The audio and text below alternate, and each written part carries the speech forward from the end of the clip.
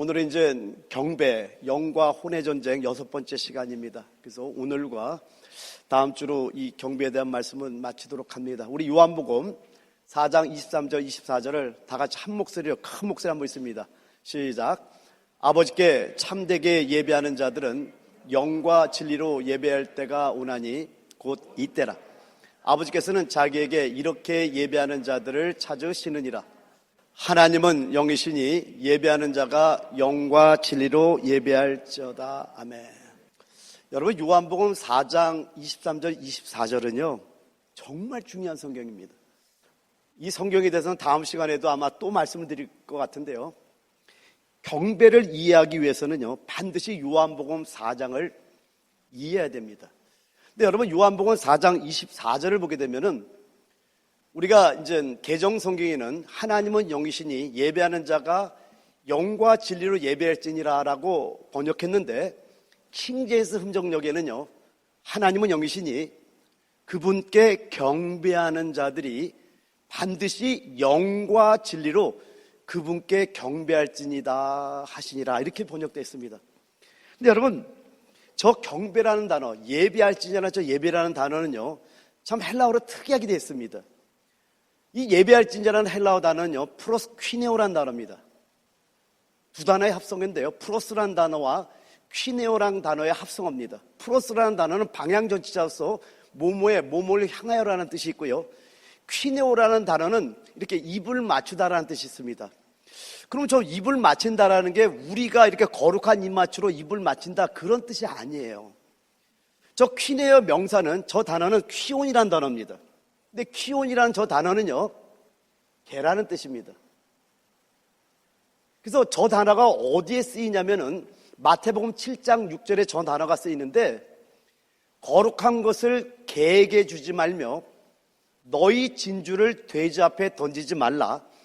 그들이 그것을 발로 밟고 돌이켜 너희를 찢어 상하게 할까 염려하라라고 할 때 저 개개란 단어가 바로 퀴온이라는 단어를 씁니다. 개. 그럼 프로스키네오라는 단어는 어떤 뜻이 되면 이런 뜻이 됩니다.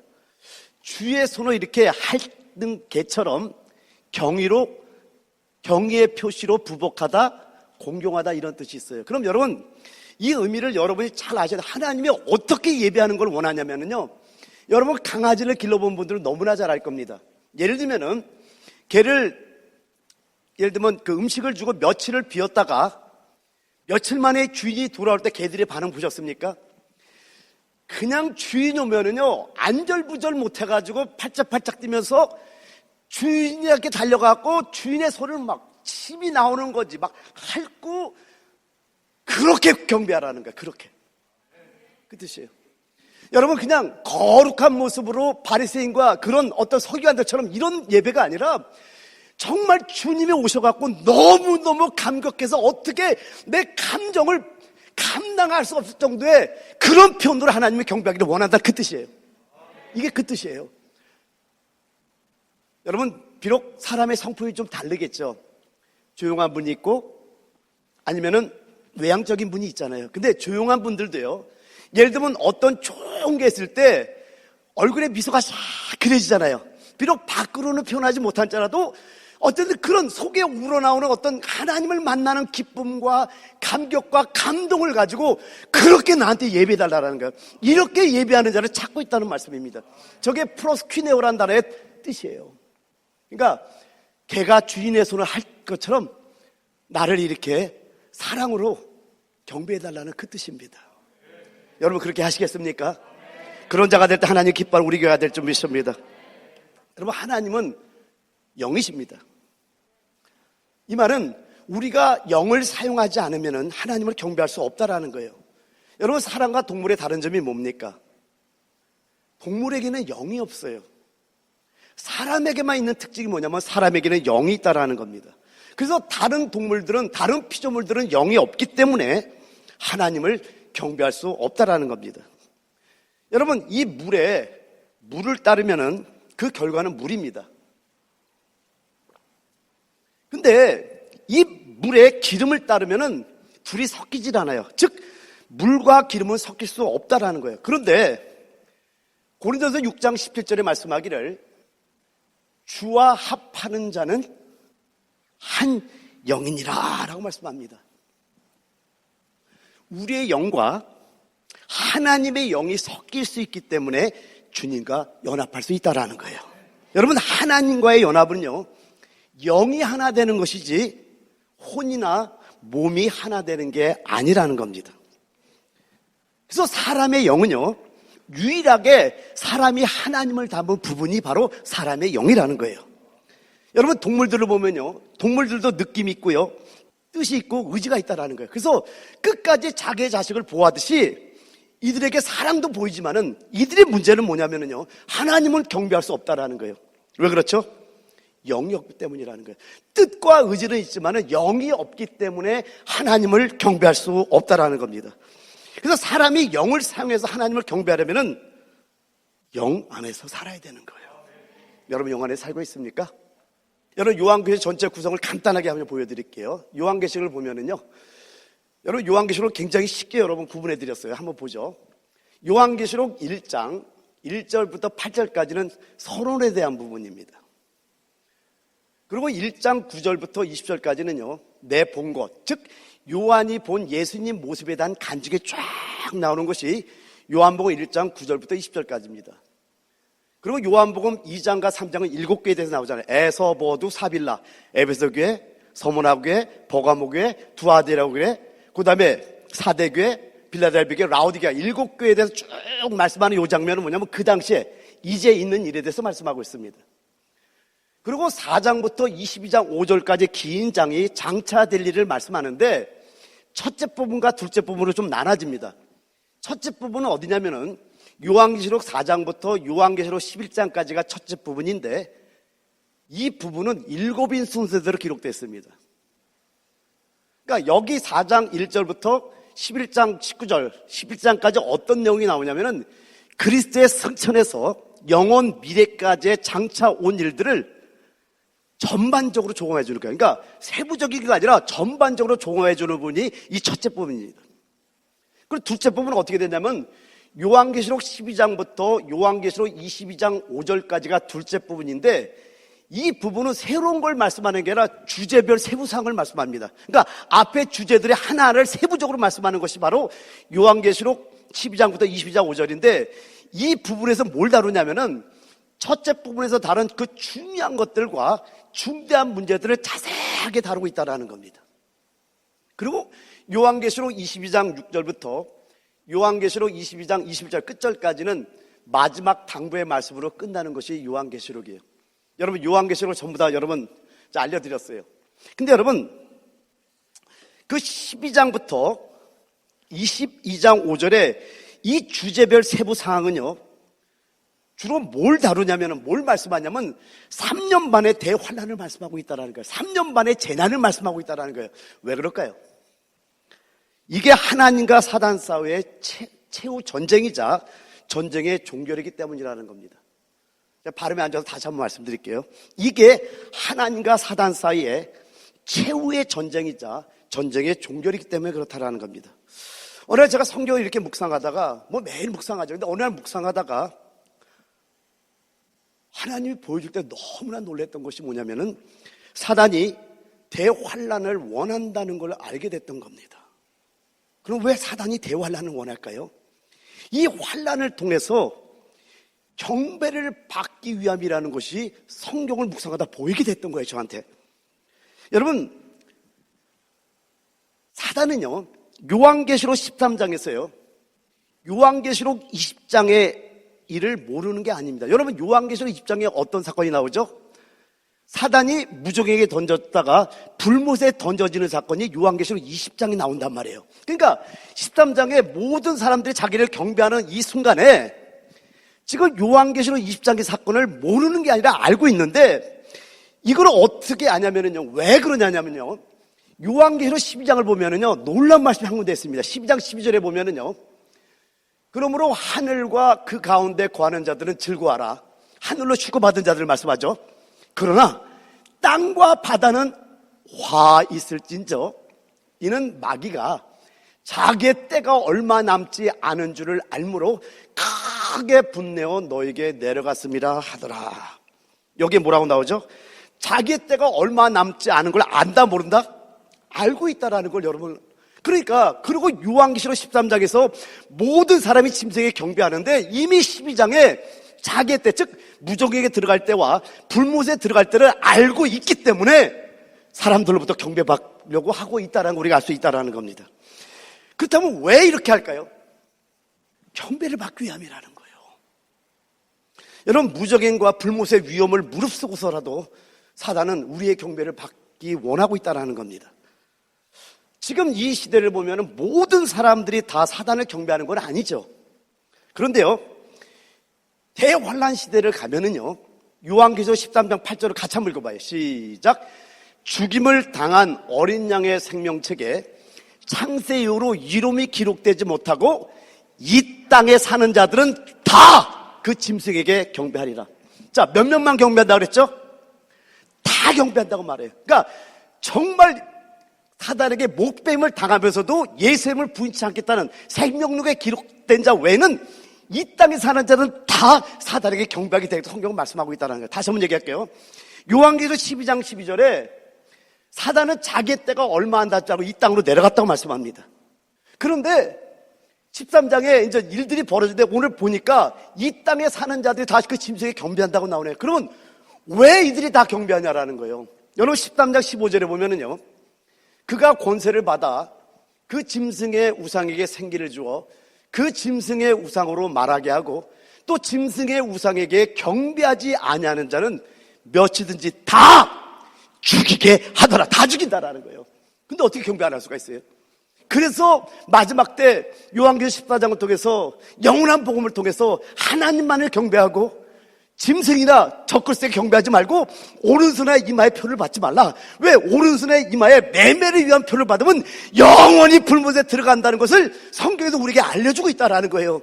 이 말씀을 들은 자들은 목뱀을 당하면서도 자기 목숨을 내놓으면서 왜? 영원한 나라를 아니까 갈 수 있지만 다 죽이는데 경배하지 않은 사람이 누가 있어요? 거기서 사단을 경배하지 않은 사람이 누가 있겠어요? 여러분들이라고요? 그래서 영안에 사는 훈련을 해야 되는 겁니다. 할렐루야. 사단은 온 세계가 다 자기를 경배하기를 원합니다. 지금은 자기들이 아무것도 경배하지 않는다고 말하는 사람들이 많이 있겠지만은요, 그러나 대환란 때는 모든 사람이 그 짐승에게 경배할 겁니다. 근데 오늘 저의 부담은요, 대환란 때까지도 갈 필요 없이 지금 하나님께 예배하는 우리들도요, 우리가 지금 여기에 하나님께 경배한다고 앉아있지만은 여러분 스스로에게 좀 물어봐야 될 것이 있습니다. 나는 정말 진실되게 하나님을 경배하고 있는지 아니면 아닌지를 여러분 스스로에게 한 번은 물어볼 필요가 있다고 저는 생각합니다. 여러분 그거 아세요? 제가 몇 번을 말씀드렸잖아요. 타락한 사람 안에 내주하는 사단의 씨가 사람을 움직여서 하나님을 경배하게 한다니까요. 그래서 지난 시간에 창세기 4장 5절을 통해서 하나님이 쳐다보지 않는 예배가 있다는 걸 여러분에게 말씀드렸습니다.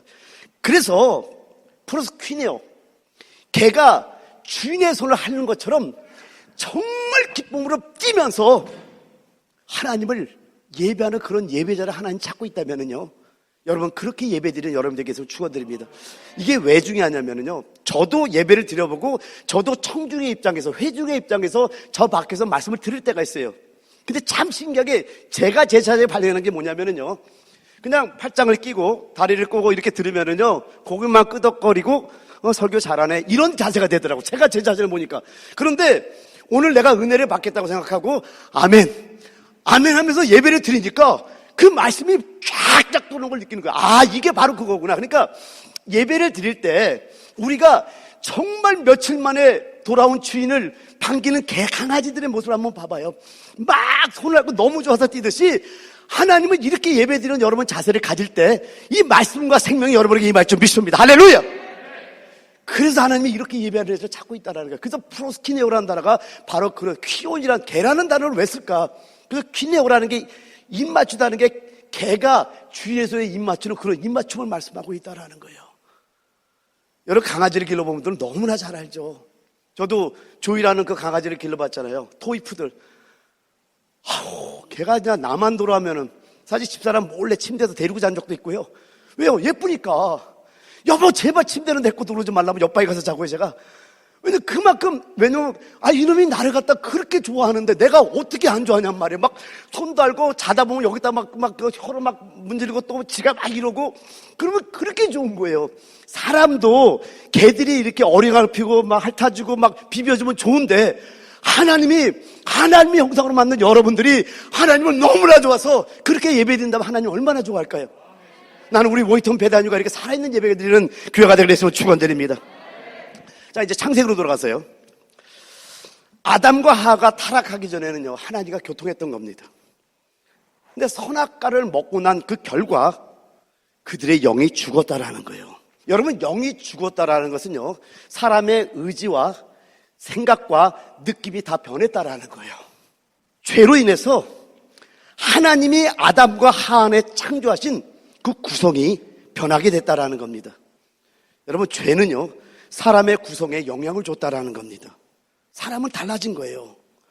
그리고 또 한 가지가 뭔지 아세요? 먼저 사단이, 이 뱀이 하와를 유혹할 때 한 말 한번 보죠. 창세기 3장 5절에 이렇게 유혹을 합니다.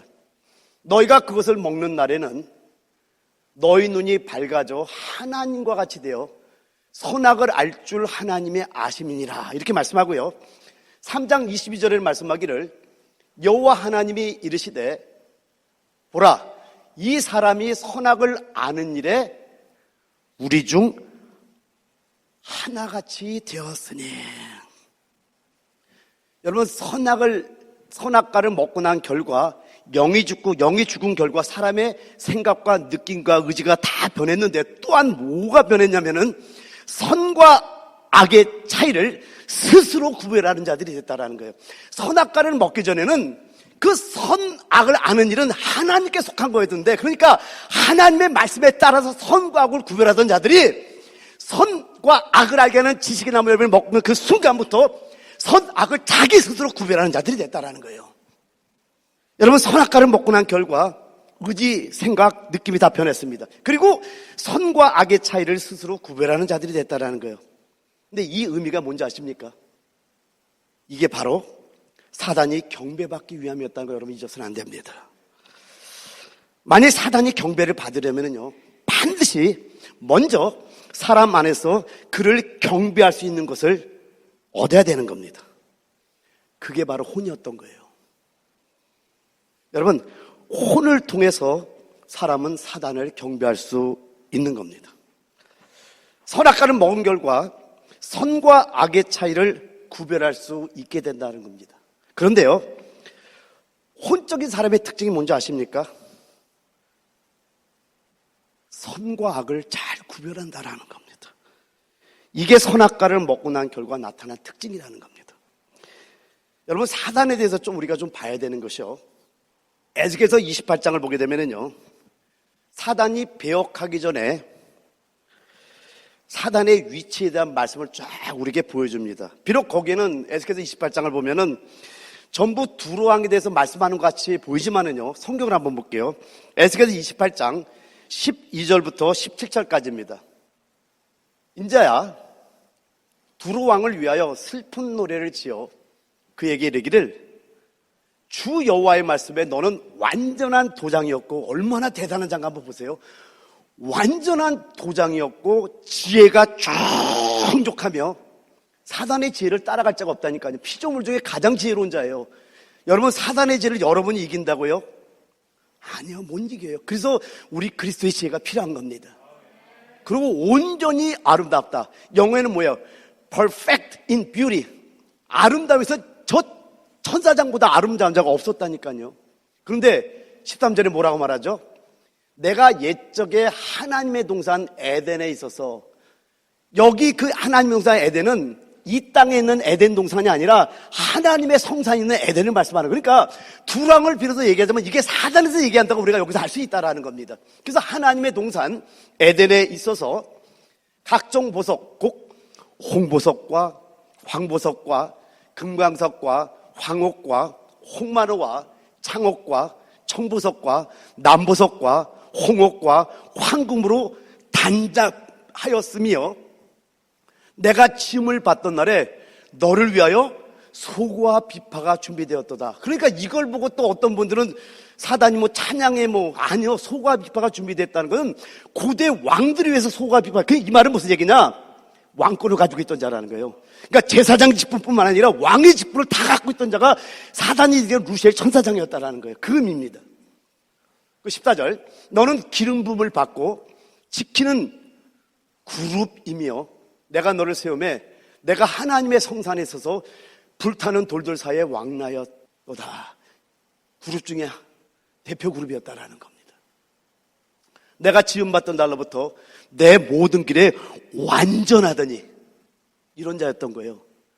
그런데 마침내 내게서 불의가 드러났도다. 내 무역이 많으므로 내 가운데 강포가 가득하며 내가 범죄하였도다. 너 지키는 그룹아, 그러므로 내가 너를 더럽게 여겨 하나님의 산에서 쫓아냈고 불타는 돌들 사이에서 멸하였도다. 내가 아름다움으로 마음이 교만하였으며 내가 영화로움으로 내 지혜를 더럽혔으며 내가 너를 땅에 던져 왕들 앞에 두어 그들의 구경거리가 되게 하였도다.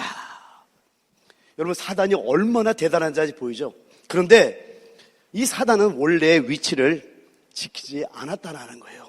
그래서 여러분, 이제 이사야서로 넘어가면은요, 이사야서 14장 12절에서 14절을 보게 되면은요, 우리 한글 성경에는 주어라는 게 잘 안 쓰이잖아요. 근데 정확하게 제가 빨간 글씨로 여러분 해놨으니까 여기에 보면 내가가 I will 5번이 나옵니다. 한번 보도록 하죠. 자기 위치를 지키지 않는 사단의 모습이 어떤 모습인가 한번 보죠. 이사야서 14장 12절에 14절입니다. 너 아침의 아들 계명성이요, 어찌 그리 하늘에서 떨어졌으며 너 열국을 엎은 자여 어찌 그리 땅에 찍혔는고. 내가 내 마음에 이르기를 내가 하늘에 올라 하나님의 무별 위에 내 자리를 높이리라. 내가 북극 지폐 산에 앉으리라. 저게 아윌이 몇 번 나오죠? 3번 나옵니다. 우리 14절 다 같이 시작.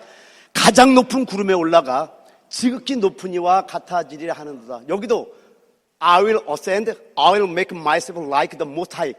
그래서 5번이나 나와요. 내가.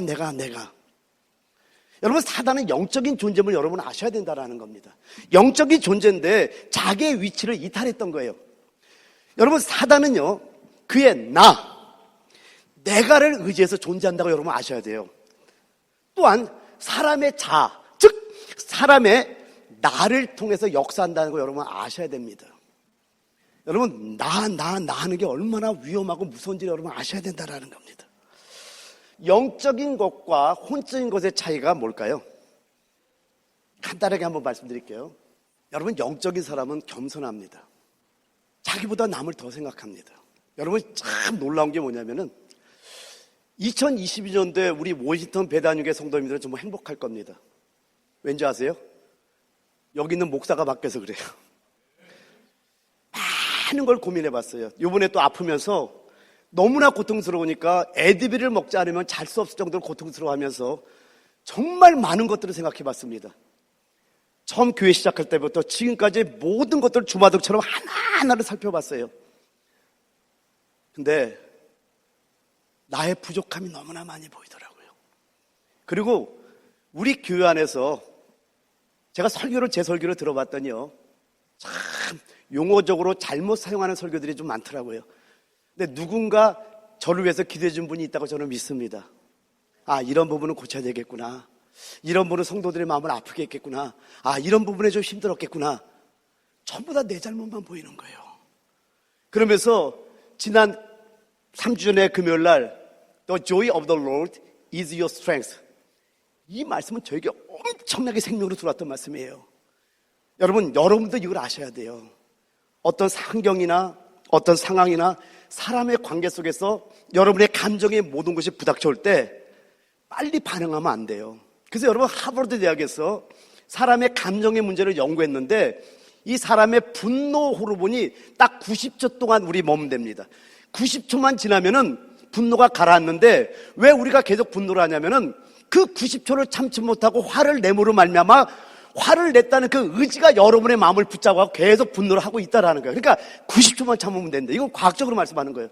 근데 이것보다도 하나님의 말씀이 생명이 되니까, 하나님의 말씀이 은혜가 되니까 모든 것이 다 내 탓으로 오고 있더라는 거예요. 봐요. 갈라디아서 2장 20절에 뭐라고 말씀하죠?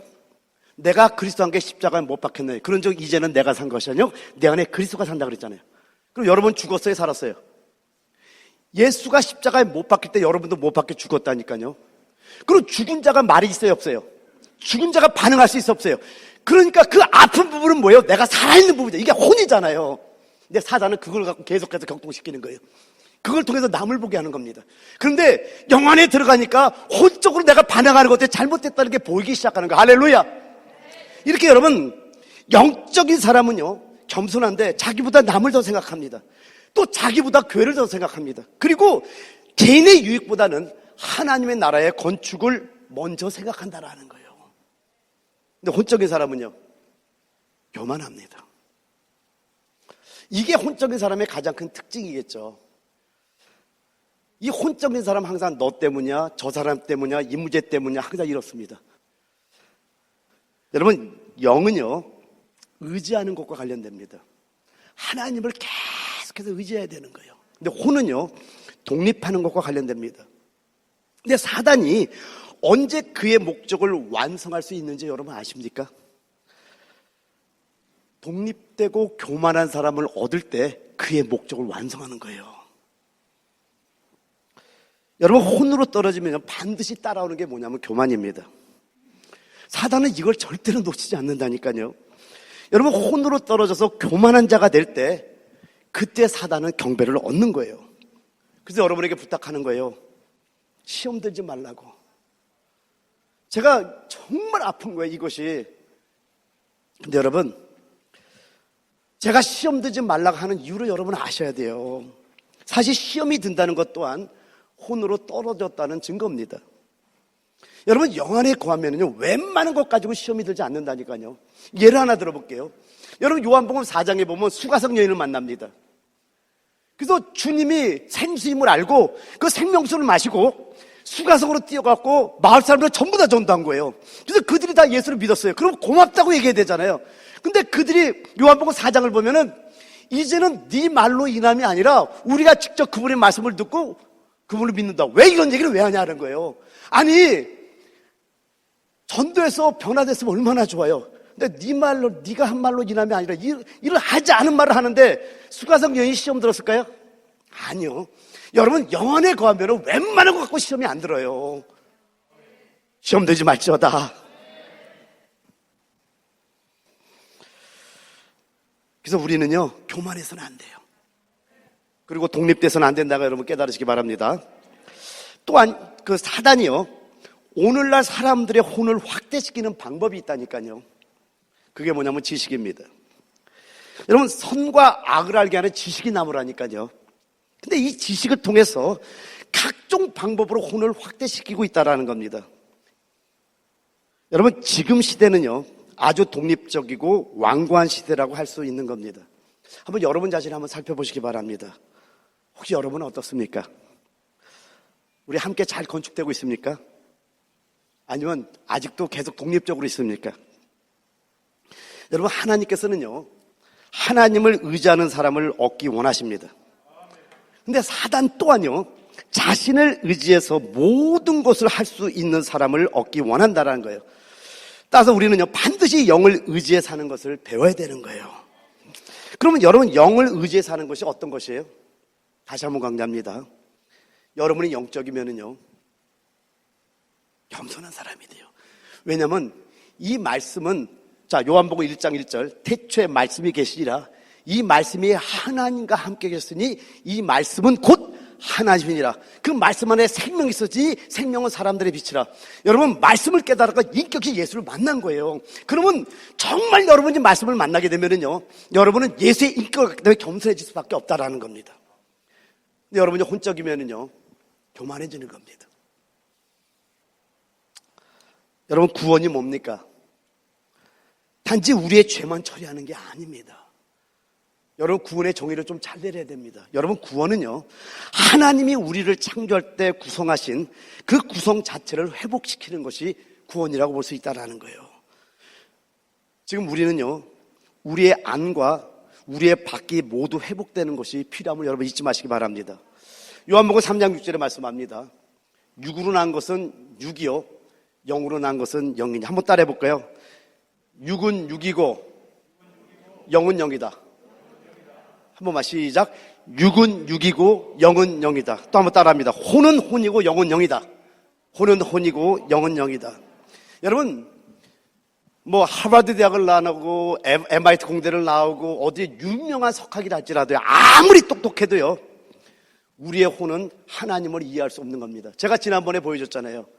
다중우주론을 주장하면서 우리가 상상할 수 없는 것들을 말씀하는 그 우주의 과학자들이 너무나 그렇게 똑똑한 그분들이 하나님을 믿지 않고 있더라는 거죠. 깜짝 놀란 거예요. 너무나 아이러니 아닙니까? 그러니까 이 말은 뭐냐면 혼은 혼이고 육은 육이에요. 영은 영이에요. 아무리 머리가 똑똑해도 이건 혼이기 때문에 혼으로는 영이신 하나님을 이해할 수 없다라는 거예요. 그러니까 우리의 혼은 하나님을 이해할 수 없는 거예요. 오직 영만이 하나님을 이해할 수 있다라는 겁니다. 한 말씀만 말씀드리고 이제 말씀을 마칠게요. 우리 주님께서 주님의 제자들을 선택할 때 이거에 대해서 고린도전서 1장 20절 28절에 사도 바울이 하나님께서 누굴 택했는가를 우리에게 알려주고 있다는 거예요. 여러분, 성경의 모든 시작의 부분을 잘 봐야 되는 게 주님이 왜 제자를 뽑을 때 한번 보죠. 27절 28절입니다. 그러나 하나님께서 세상에 미련한 것들을 택하사 지혜 있는 자들을 부끄럽게 하려 하시고 세상에 약한 것들을 택하사 강한 것들을 부끄럽게 하려 하시며 하나님께서 세상에 천한 것들과 멸시받는 것들과 없는 것들을 택하사 있는 것들을 폐하려 하시니라고 말씀합니다. 왜 그럴까요? 그들은 혼이 확대되지 않은 사람들이었던 거예요. 아멘. 잊지 마시기 바랍니다. 우리가 영을 따라 살면은요, 하나님이 우리의 경배를 얻으실 겁니다. 그러나 우리가 혼을 따라 살면은요, 사단이 우리의 경배를 얻을 것이라는 것을 잊지 않는 지혜로운 성도님들이 다 되시기를 우리 주 예수 그리스도의 이름으로 축원합니다. 할렐루야.